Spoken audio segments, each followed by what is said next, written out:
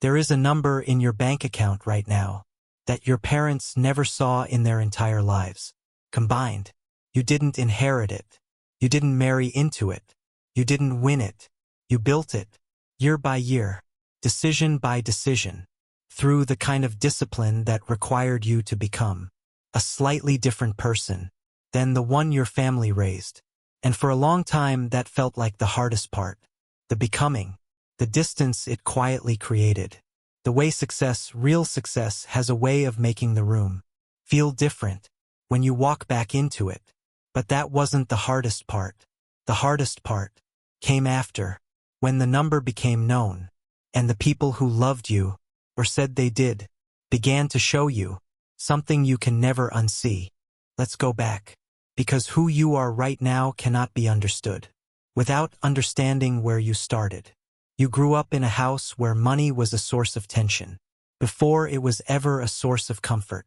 Not poverty in the dramatic sense, not hunger, not homelessness, but the specific, grinding anxiety of a family that always had just enough and lived in permanent fear of the day they wouldn't. You know what that fear does to people. You watched it happen in real time. It makes your father work jobs he hates, because leaving feels irresponsible.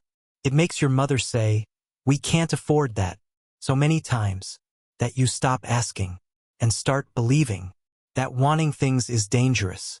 It makes your family cautious in ways that look like wisdom, but are actually just inherited terror. But you were different, not better, different. You had the same fear. You absorbed it from the walls of that house, but somewhere in you it translated differently. Instead of "wanting things is dangerous," you heard, "not having things is dangerous." And that one reframe changed everything. Level 1, the decision. You were the first one to go to university. Not because your family pushed you, they were quietly terrified of the cost. Because you understood, with a clarity that felt almost cold, that education was the only ladder available to you, and you were going to climb it, whether anyone held it steady or not. Level 2, the sacrifice. University was followed by years that your family didn't fully understand. The internships that paid nothing. The networking events you attended in clothes you couldn't afford. The calculated risks, the startup, the investment, the move to a city where you knew no one. Every decision looked reckless from the outside.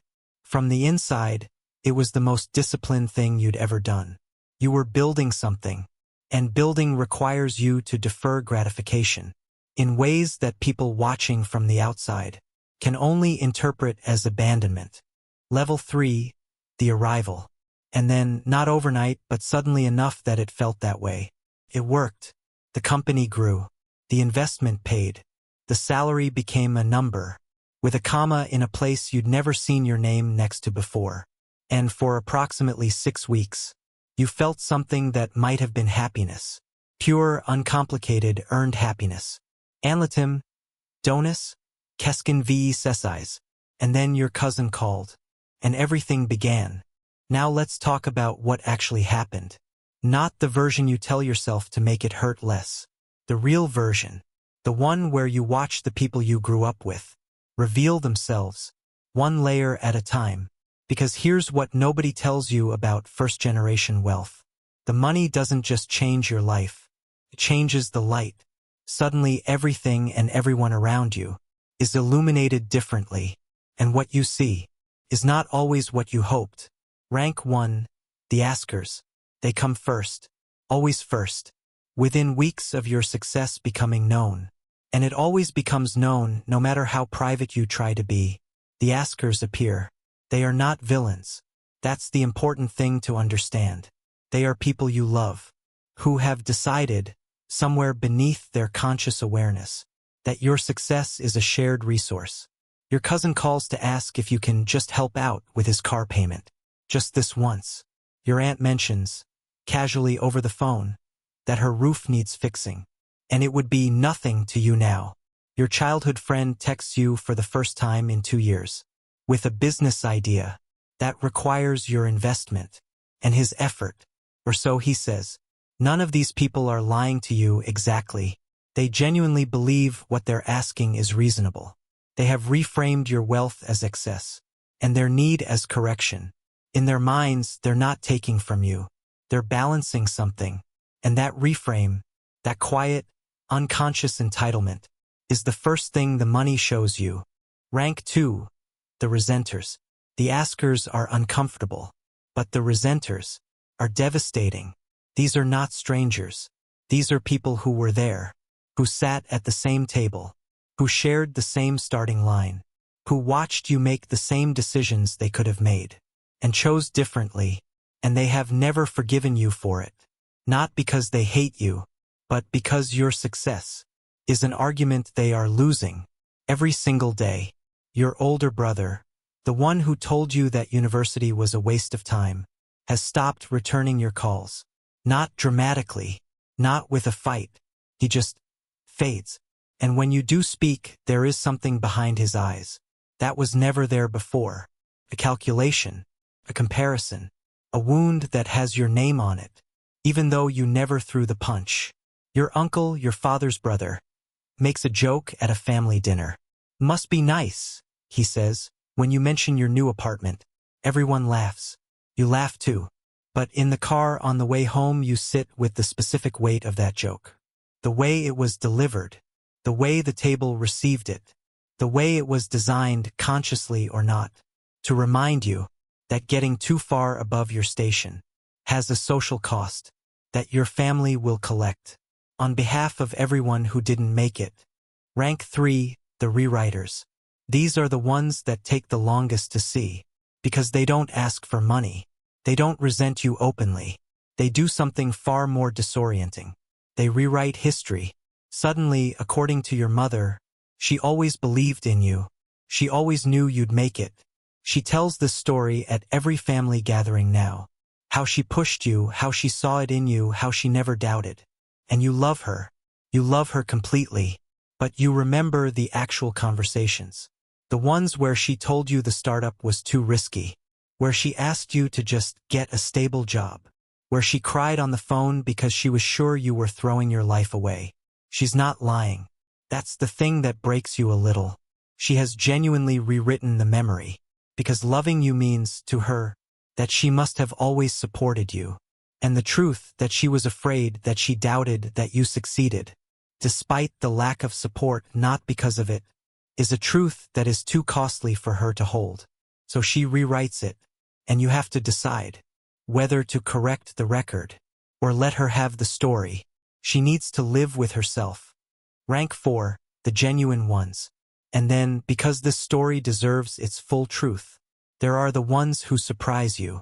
The ones who pass the test they didn't know they were taking. Your younger sister, who has never once asked you for money, who called you on the night your company closed its first major deal, not to congratulate your success, but to ask, "Are you okay?" That kind of thing can be a lot to carry. She saw you, not the number, not the resource. You, your old university professor, who emails you out of nowhere, no ask, no agenda, to say she saw an article about your work, and that she always knew your thinking was extraordinary. She wants nothing. She just wanted you to know. These people are rare. And the money showed you that too. Not just who wanted something from you, but who saw you when there was nothing to want. And now we arrive at the part that keeps you awake at 2 a.m. Not the money, not the success, but the question of what you do with everything the money has shown you. Option 1, the generous interpretation. You decide that people are flawed and frightened, and that wealth triggers ancient anxieties that have nothing to do with you personally. You give where you can. You maintain the relationships. You accept that the askers are not malicious. They are just people whose understanding of fairness was shaped by scarcity. You become the person who uses their position to lift quietly without expectation. The cost: you will be taken advantage of, repeatedly, by people who interpret generosity as abundance, and abundance as obligation, and you will spend years learning the precise difference between helping someone and funding their avoidance of growth. Option 2, the hard boundary. You decide that clarity is kindness, that maintaining relationships built on false premises helps no one. You have direct conversations. You say, calmly, without cruelty, that you will not be funding lifestyles, that love and money are separate accounts, that you are available as a person, but not as a resource. The cost: you will lose people. Some will leave dramatically. Others will simply cool. The calls will become less frequent. The invitations will dry up, and you will attend family gatherings, where you can feel, in the specific temperature of a room, that your presence is tolerated, rather than wanted. Option 3, the loneliest one. You accept, fully and without sentimentality, that the version of you that existed before the money belonged to a world you have genuinely left, that the relationships which cannot survive your growth were not strong enough for the truth of you, that grief is the appropriate response, not anger, not resentment, and that you are allowed to mourn the simpler version of belonging you once had, while still choosing the life you built. You build new relationships, slowly, carefully, with people who know you only as you are now, not as who you were. The cost: the loneliness of this is real, and it is long, and some nights the number in your bank account feels less like freedom, and more like the price of admission to a room you're still not sure you want to be in. You are sitting somewhere comfortable now, in a space you chose, that you paid for, that required no one's permission, and you are thinking about the version of yourself that sat in that childhood house, listening to the specific anxiety of not enough, and you want to reach back through time and tell them something. Not that it gets easier, not that the money fixes what was broken, not that success insulates you from loss or grief or loneliness, but this: the money bought you information, the clearest, most expensive, most necessary information of your life. It showed you exactly who people are when the stakes are real. It showed you who reaches for you and who reaches for what you carry. It showed you who tells the truth and who rewrites it to be comfortable.